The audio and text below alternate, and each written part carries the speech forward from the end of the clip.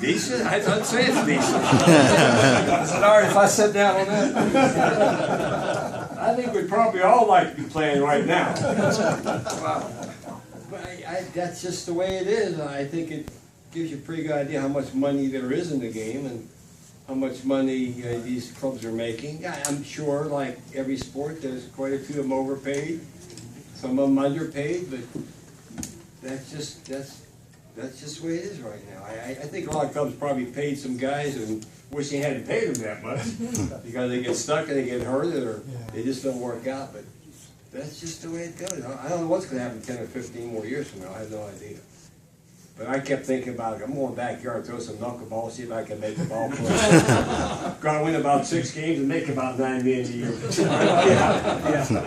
Would you tell us how you held your hand when you were getting ready to throw a knuckleball? Well, I never held it until I got back here. A lot of people say, and a lot of people think it's with the knuckles and it's not. Mine was with these two fingers here, the end of the ball into it, and never really grabbed the hold of it until I got right here. And so I grabbed it right there and then kicked in the afterburner. Was that to try to fool the batters? Pardon me? Is that to try to fool the batter which you're going to throw it? No, I just grew up in the backyard doing it that way, and I've just been doing it ever since. And your dad taught you, didn't he? Yeah, when I was in grade school. No, I didn't try and fool anybody. I mean, they knew it was coming. Do you think that coaches at Little League and Dixie Youth level should teach the knuckleball to their players? You know, a lot of people ask me that question, why aren't there more guys playing knuckleball? I didn't play Little League. I didn't play Cold League or nothing like that. My first real game was when I was a freshman in high school. That really meant anything.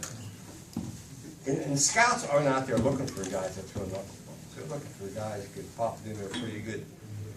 So you play Little League at 8, 9 years old, and you tell your coach you want to be a knuckleball pitcher, and he said, hey, I can't help you. I don't know anything about that. Then you come 10, 11 years old, and you want to throw a knuckleball, and nobody knows nothing about it. They're out there looking for knuckleballers. I throw you this and teach you this, and 34 years of high school, and you walk up to a high school pitching coach and say, teach me a knuckleball. He said, sorry, can't help you there. Don't know anything about it. But I'll teach you this, maybe, and then maybe you go into college and you walk up to your college pitching coach and says, teach me a knuckleball. He says, I don't know anything about a knuckleball. I can't help you. Now, something else. Then if you get signed and go to minor league camp and walk up to a minor league pitching instructor, so I want to learn how to throw a knuckleball. So we ain't got nobody here. You know, we didn't sign you to throw a knuckleball. So everybody's kind of telling you that's not the way to get to the big leagues. They're looking for guys with this and good hard slide and stuff like that. So, but nobody told me I couldn't do that. Because You lived a long career, didn't you? Yeah, I was very, very blessed to be able to pitch that long and no bad injuries or arm troubles and nothing like that. Very blessed. Thank you, sir. I yield the floor to my associates here. Okay. Well, I was saying, Mr. Niekro, besides, I know you're going to be talking about, a little bit about your career tonight, but is there anything more, since you're talking to, I know for foundation here, but anything more than that, just of, how maybe correlates maybe the business side of things to your playing days and how both maybe kind of interact the same way? I speak probably a little bit about baseball, a couple of stories that really kind of changed my life around. I hope I can share that with people tonight. But my whole career has been based on my family. My father and my mother, all the times they took away from what they had to do when I was growing up. My late brother Joe, my sister Phyllis, everything that they went through to make an okay kid out of me. And as I got older and older, I realized how important my family was to me, and it still is. There was a ring of love in my family that everybody kind of fed off of everybody else. And I just tell so many young boys that, your family probably, the rest of your life is going to be your best friends. You're going to need them, your brothers and your sisters. Every time I see a kid, I see someone around like you, I say, who's your best friend? The guy, how about your brother? He really should be your best friend or your sister. So, we all need each other throughout our lives, and my family became a very important part of me being successful in the big leagues. So that And I'm sure those guys could probably say the same. How closely do you still follow the game, and what do you think of the new commissioner? I know him. I met him a couple times. He's got his work cut out. Bud done a pretty good job. I mean, not a good job. I thought he done a great job. I mean, he was in that area of baseball where they needed a lot of help, and there was a lot of problems going on.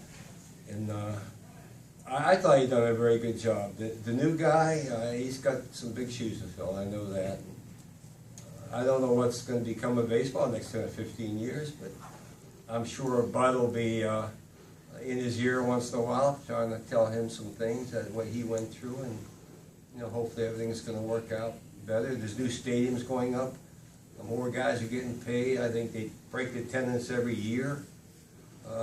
Clubs that aren't supposed to be good are now getting good. So I think the leagues are evening out more now than maybe they ever have. When we played, there was one of really two good teams in the league. The Yankees, they were always great. The Giants with McCovey and these guys, Billy and those guys. The other guys were just kind of down. They're just kind of hanging on to it. But now I think there's a lot more equalization when it comes to teams. You talk about you personally with family and how that was important to you. How did you feel like back in your playing days being able to use that as a member of a team, and how much maybe that was accepted really in the sense of, this is a Major League Baseball team and things like that, of really getting your teammates come together and make it one of its own family?